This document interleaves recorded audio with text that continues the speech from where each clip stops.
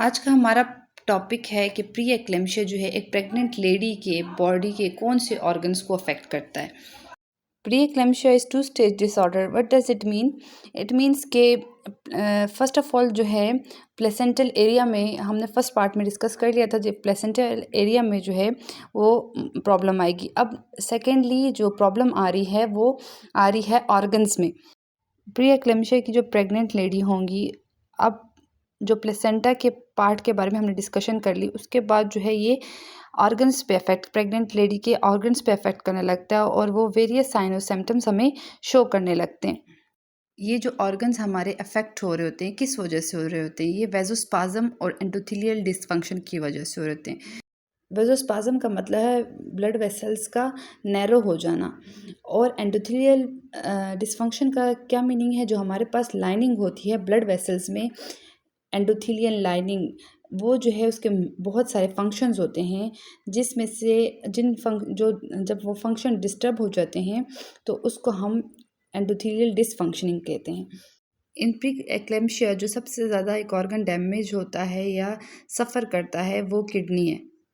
अगर हम बात करें नॉर्मल प्रेगनेंसी को लेकर, तो नॉर्मल प्रेगनेंसी में ब्लड फ्लो भी ज़्यादा हो जाता है, तो रीनल फ्लो भी ज़्यादा होगा और फिल्ट्रेशन रेट भी ज़्यादा हो जाता है, क्योंकि यहाँ पे पहले से ही वेजोस्पाज्म हुआ है तो इतना ज़्यादा ब्लड वो कैरी नहीं कर सकता।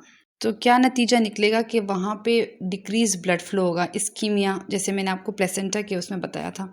साथ ही में वहाँ पे एंडोथेलियल डिसफंक्शनिंग हुई है, जिसकी वजह से स्वेलिंग हो जाती है ग्लोमेरुलस में, और आगे जाकर क्या होता है कि यूरिन का फ्लो प्रॉपर नहीं होता, या यूरिन जो है नहीं आ रही होती, या उसकी जितनी नॉर्मल अमाउंट है यूरिन आउट नहीं हो रहा होता, जिसकी वजह से और सारे वेस्ट प्रोडक्ट जो हमारी बॉडी से बाहर आते हैं थ्रू यूरिन, वो भी बाहर नहीं आ रहे होते, तो क्या होता है उसकी वजह से एडिमा कॉज हो जाता है।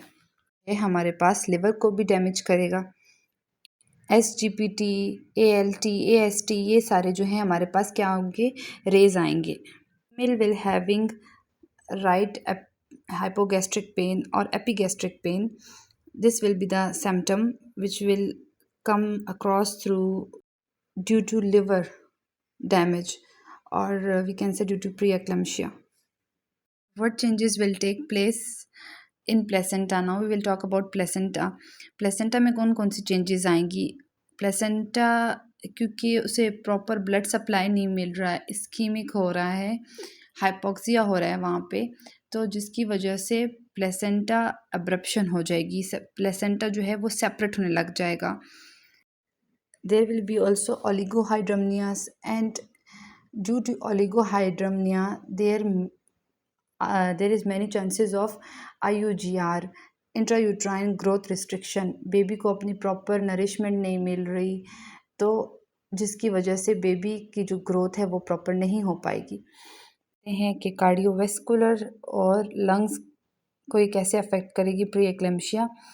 As we know there is a vasospasm, तो क्या होगा कि ब्लड प्रेशर जो है उसकी वजह से इंक्रीज हो जाएगा, और जब एंडोथेलियल डिसफंक्शन स्टार्ट हो जाएगा, कैपिलरीज जो हैं वो लीक करना स्टार्ट कर देंगी, और जो हमारे सेल के दरमियान, दो सेलों के दरमियान जो स्पेस होती है वहाँ पे फ्लूइड जमा होना शुरू हो जाएगा, जिसको हम इंटरस्टिशियल स्पेसिस कहते हैं, और इसी की वजह से एडिमा कॉज हो जाएगा। नॉर्मल प्रेगनेंसी में आपको एडिमा मिल सकता है ओनली ऑन एंकल रीजन, जो आपका थोड़ा सा रेस्ट करने पर ख़त्म हो जाता है। ये एडिमा पैथोलॉजिकल होगा, या आपकी आईज़, आपकी फिंगर्स, आपके हैंड्स, आपकी फुल बॉडी, आपके फीट, सब जगहों पे आपको प्रॉपर नज़र आएगा। सेकेंडली क्या होगा, फीमेल जो है बहुत जल्दी जल्दी वेट गेन करेगी। 1 मंथ में 5 kg और 1 वीक में 1 kg वेट गेन कर, RBCs का लेवल भी अप हो जाएगा, इंक्रीज हो जाएगा।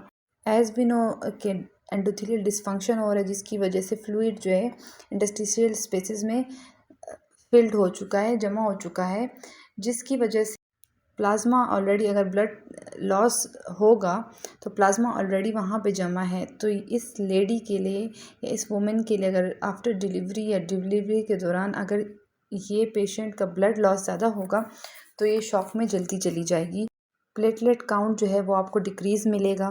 Could be pulmonary oedema, there could be a sign और symptom of headache, visual disturbance या ब्लरी विजन।